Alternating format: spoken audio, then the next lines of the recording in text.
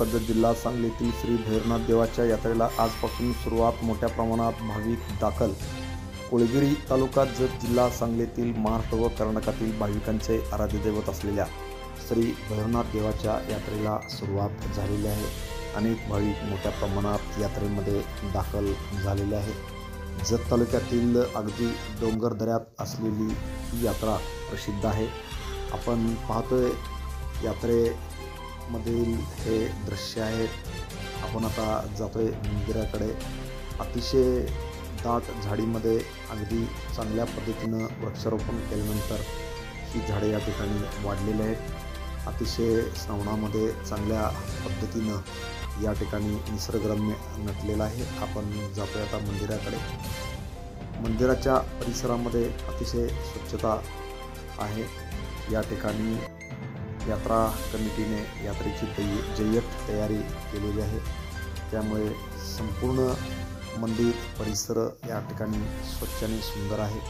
यात्रेसाठी हा मंदिर परिसर सज्ज झालेला आहे. एकंदरीत ही यात्रा सुरळीत पार पडण्यासाठी यात्रा कमिटी गेल्या महिन्याभरापासून सातत्याने या ठिकाणी प्रयत्न करत आहे. TV1 मराठीने घेतलेला या यात्रेचा ग्राउंड रिपोर्ट आपण पाहूया.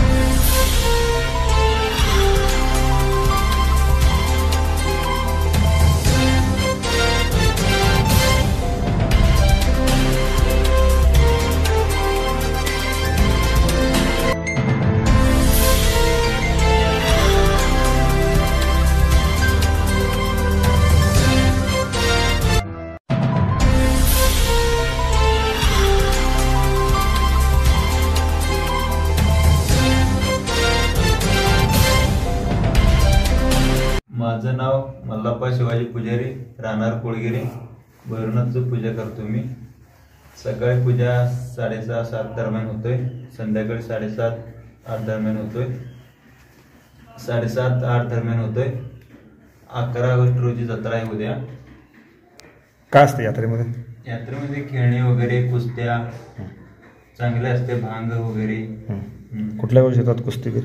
कुस्ती लांबचे येतात, जुनुने, कुंभारी, सगळे गावचे येतात. मोठे मोठे कुस्ते होतात जंगी. दरवर्षी श्रावणात यात्रा असते. हा, श्रावण 3रा सोमवारी जत्रा असते. मी चिदानंद दोरगोड. हे शिवमंदिर 8व्या शतकामध्ये हे झालेलं आहे. तरी त्यावेळी विजापूरचे मोगलांनी हे जे वेळी भिन्न केलेलं आहे, हे आपल्याला दिसत आहे. हे भिन्न केलेलं आहे. हा शिवकालीन इतिहास रायगडावर जसं आहे त्याच पद्धतीनं हा शिवमंदिर आहे. तिथं अनेक भक्त एकादशीला वगैरे तिथं येऊन पूजा आणि अभिषेक करतात आणि दररोज इथं 2 वेळ हा पूजा होत आहे. नमस्कार, मी ईश्वर चमकेरी, गाव कोळगिरी. आता सध्या भैरवनाथ देवस्थान कोळगिरी या ठिकाणी आलेलो आहोत. तरी आता हे हेमाडपंथीचं मंदिर आहे, पुरातन तत्वामधलं बनलेलं मंदिर आहे. सध्या या मंदिरामध्ये भैरवनाथ देवस्थानची मूर्ती आणि ही जोगेश्वरी भैरवनाथ देवाची बायको. तरी ही पहिल्या काळापासून ही मूर्ती आहे. सर्वांनी मिळून आपण सर्वांनी मिळून ही नवीन मूर्ती बसवावी अशी अपेक्षा आहे. नमस्कार, मी प्रशांत चमकेरे, राहणार कोळगिरी. या मंदिराविषयी जर थोडक्यात जर माहिती सांगायचं झालं तर जतपासून एक 19 किलोमीटर अंतरावरती असलेलं हे अतिशय जुनं आणि हेमाडपंथी मंदिर आहे. माझ्या माहितीनुसार आणि माझ्या वाचनामध्ये देखील असं आलेलं होतं की या मंदिराचे जे काही बांधकाम आहे हे 18व्या शतकामध्ये झालेलं आहे. जर प्राचीन इतिहासाचे 3 कालखंड आहेत, त्याच्यामध्ये प्राचीन कालखंड आणि मध्ययुगीन कालखंड आणि आधुनिक कालखंड. मध्ययुगीन कालखंडामध्ये या मंदिराची जी काय निर्मिती आहे ती निर्मिती त्या काळामध्ये झालेली आहे. आणि या मंदिराची एक अशी आख्यायिका आहे की हा मंदिर जो आहे तो मंदिर एका रात्रीमध्ये बांधलेला आहे असं मी ऐकलेलं आहे.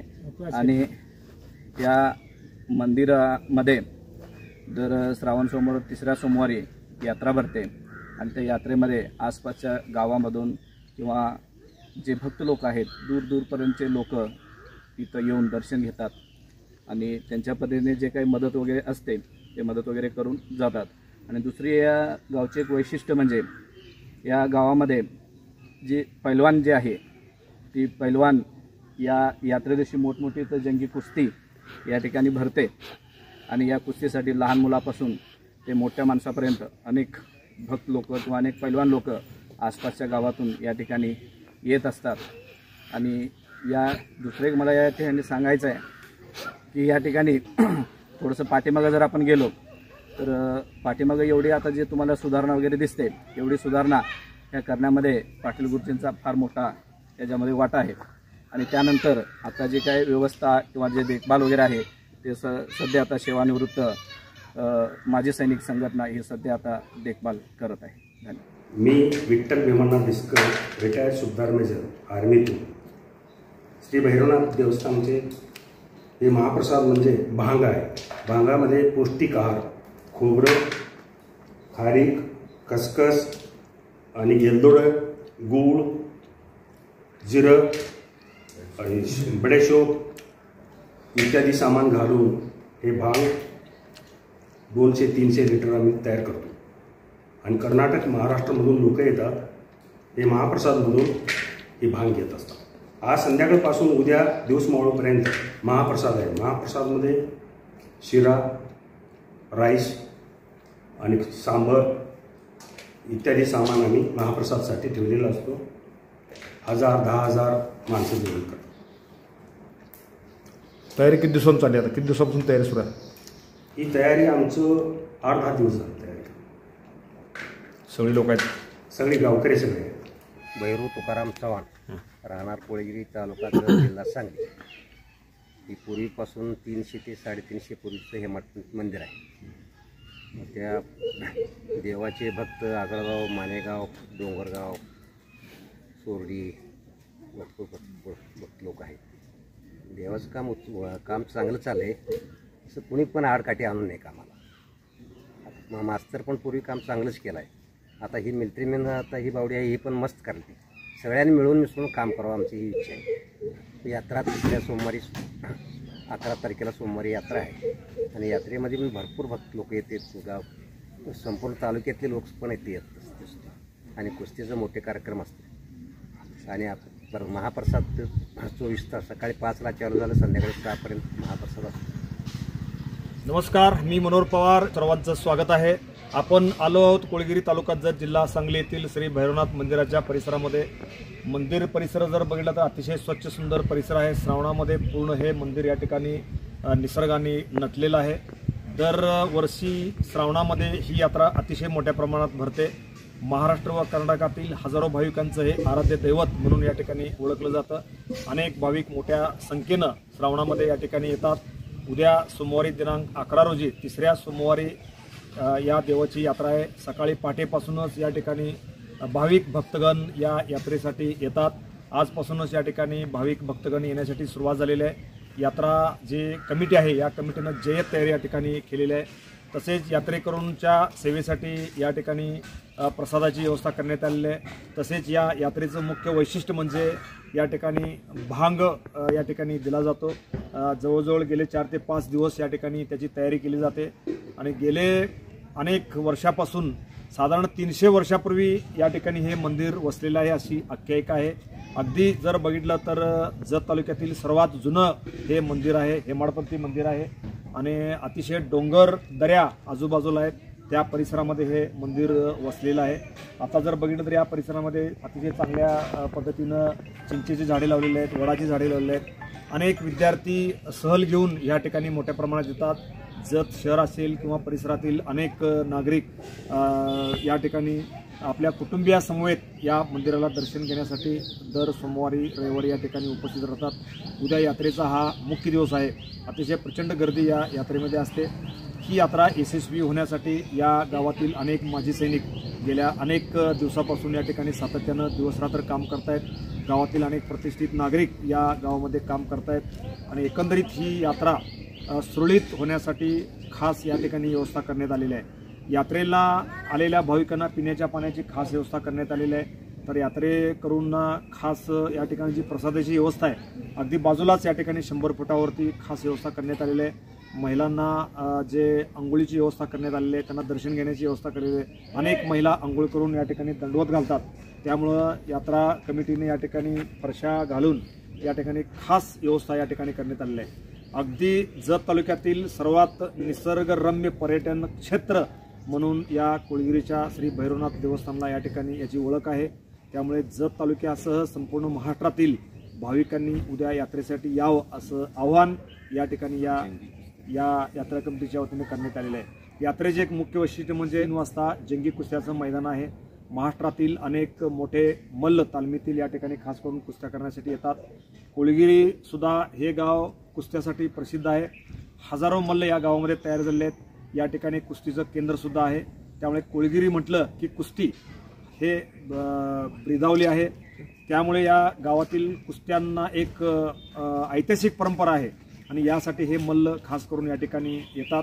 त्यामुळे उद्या जे ऐतिहासिक कुस्त्यांचं मैदान होणार आहे या मैदानासाठी अगदी सांगली, सातारा, कोल्हापूर, खवासपूर असेल किंवा सोलापूर जिल्ह्यातील अनेक कुस्ती केंद्रातील मल्ल मोठ्या प्रमाणात या ठिकाणी येतात.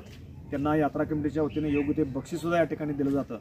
त्यामुळं या यात्रेसाठी सर्व भाविकांनी या ठिकाणी उपस्थित राहावं असं आव्हान या यात्रा कमिटीनं केलेलं आहे. Manohar Pawar, TV1 Marathi news, Kolgiri. Press the bell icon on the video and never miss another update.